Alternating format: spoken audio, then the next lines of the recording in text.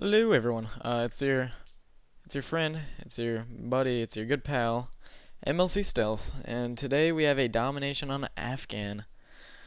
But anyways, I've already done this commentary on this video twice. So this is my third time to do a commentary on this exact video. I didn't post them though. Like I did the commentary like 30 minutes ago, like both of them 30 minutes ago, but I had to delete both the audio commentaries I did because I don't know, my sound recorder did not work, and it just made my voice like deep every 30 seconds or so. I sounded like a demon child that came out of a demon parent, so I couldn't use that video because it just sounded ridiculous. So I decided to just do a third commentary. So it's a little bit boring for me because I've already talked about what I'm gonna talk about twice now, and this is gonna be the third time I talk about it. Hopefully I don't like fall asleep during this commentary. Anyway, Domination of Afghan. I feel like when you play Domination on this map, it kind of feels like you're just playing Ring Around the Rosie sometimes because it's such a big map and teams are just like constantly running from one point to the other. Like right now, because sometimes I've ended up like right now, if we run to B, their entire team goes from B to A, and then they capture A, we capture B, and then that just keeps on happening. We just keep like running around the map, never seeing someone, just like capturing points. That happens a lot. It doesn't happen in this match really. One tip I have for this map is C is, I'd say, the most important one because the tail of this AC-130 is probably the best place to be. You can watch both A and B from this thing, or not really A and B, but you can attack the spawns of A and B from right here. And getting behind cover like this is the best thing you can do because bullets shoot out of the tip of your head. So if you like are barely looking over something like this and shooting them, then they can only see like the tip of my head that I'm firing from. But I can see their entire body and shoot them. And I decided to use the M4A1 this game, because somebody in the comment section of another video told me to use either this or the Vector, and I decided, well, since submachine guns are really bad in this game of Modern Warfare 2, I'm probably just gonna use the M4. So I decided to use this. I really don't see a reason why you'd use the M4 over an ACR, because the M4 and ACR are basically the exact same gun, except the M4 has a little bit more recoil. They do the same damage. I think, I don't know which one has a little higher fire rate, but it's like not even like noticeably different. So I usually like always use the AC instead of this gun, or not the AC, the ACR.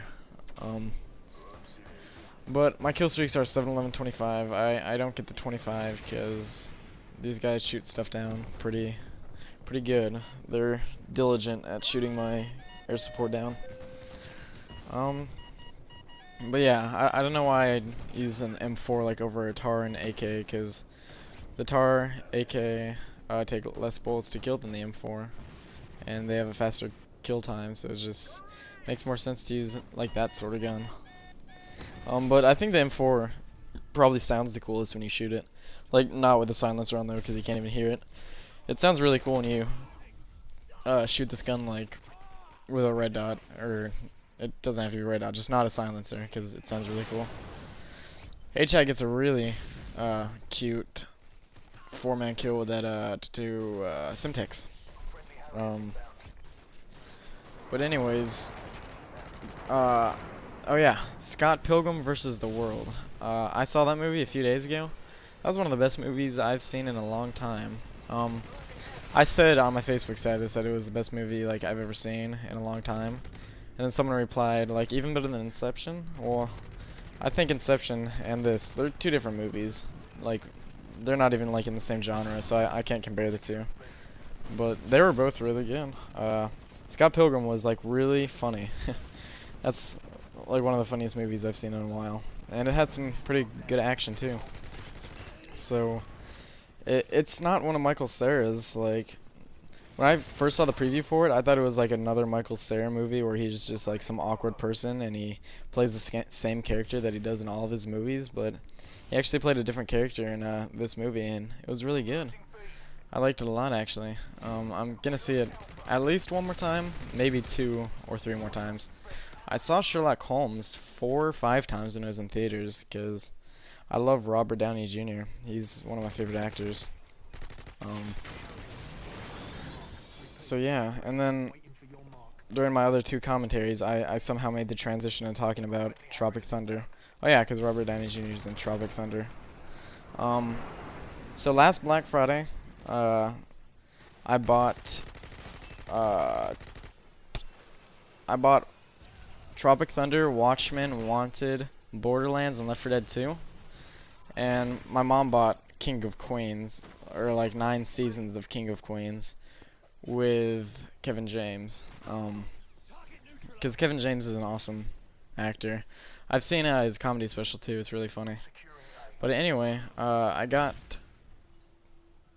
Tropic Thunder, and I watched it, and I love that movie. It's really good. And then I grabbed my parents and told them to sit down with me and watch it with me. And I'm sitting down watching it with them, and then I look over to my left on the couch they were sitting on a second ago. And this is like halfway through the movie, but I look over to the couch, and none of them are there, so I'm just sitting in the living room by myself watching a movie I've already seen. And so I'm all confused at first because they kind of vanished. And then I look in the kitchen, and my mom's just like in the kitchen fiddling around. And then I walk into the bedroom, or my parents' bedroom, and my dad's kind of just sitting in the bedroom just like watching, I don't know, the Texas Rangers game. And that kind of made me a little bit sad because I wanted to have some good family movie watching time and watch Tropic Thunder. I guess they didn't like it very much. They said it's one of their least favorite movies they've ever seen, which I don't know why, because Tropic Thunder is a really good movie. So they're probably just like a little bit crazy.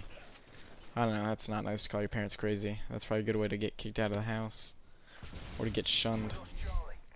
I've been watching The Office a lot lately because I have a DVR, and I DVR every episode that comes on. I've seen every episode, but I just watch them again because they're so funny. And I said shunned, and that reminded me of Dwight Schrute. He was shunned from age like something to age something. I don't even remember what he did to get shunned. It was just one of those like flashbacks that he randomly told the camera. Not a flashback, but a childhood memory. Anyway, I have because I work in a movie theater, so we get first dibs on all the movie posters that come out, and I was the first one to call dibs on the Scott Pilgrim versus the World really big poster, because we have one really big poster, and then we get all these like tiny size posters. But yeah, I called dibs on the really big Scott Pilgrim versus the World poster, so once that movie is not in our theater anymore, that's going to go right up in my room, which is really awesome. Because I have 2 posters right now. Only one of them's hanging up in my room, and that's Grown Ups with Adam Sandler, Kevin James, Chris Rock, David Spade, and Rob Schneider. I just read that off my poster right now. That movie was okay, but I have another poster. Well, the Grown Ups poster I have isn't the really big one, it's just one of the tiny ones. And then I have a really big poster. It's sitting in my garage because there's no way in the world I would actually like hang that up. It's the Sex and the City 2 poster. I didn't even like call dibs on that because I'm not a girl, so I would never like intentionally call dibs on that. It was kind of just like sitting at a movie theater, and I was like, hey, what's this? And someone said that I could have it because no one called that movie poster. And I was like, okay, so I take it home and unravel it, and I see it's Sex and the City 2, and I kind of just like slap myself in the face because I took a Sex and the City 2 poster home. And that's a little bit embarrassing because I'm not a woman, so I wouldn't want that poster. But anyway, question of the day: would you guys like to see me take that Sex and the City 2 poster and light it on fire and just like burn it to death, and like me record it and post that video of me burning the Sex and the City 2 poster and put it on YouTube? And of course I would control the flame in a very controlled environment so I wouldn't burn anything down or be like a pyro. I would do it in a like dry forest, very dry forest, because fire doesn't catch well to dry leaves. I'm joking. That's a terrible idea. I'd probably do it just like on concrete on a non-windy day because I don't want the fire being blown around. I'd probably do it behind a school so people didn't see me. Maybe in a school. I don't know. But if you want to see me burn a Sex in the City 2 really big poster and put it here on YouTube, definitely leave that in the comment section below and say, yes, I want to see you be a pyromaniac. And maybe get in trouble by the law for using fire. So that's when if that's what you want to see, then please tell me below. Anyways, that's the commentary. Went 45 kills, 7 assists, 6 deaths. Thanks for watching. You guys have a great day.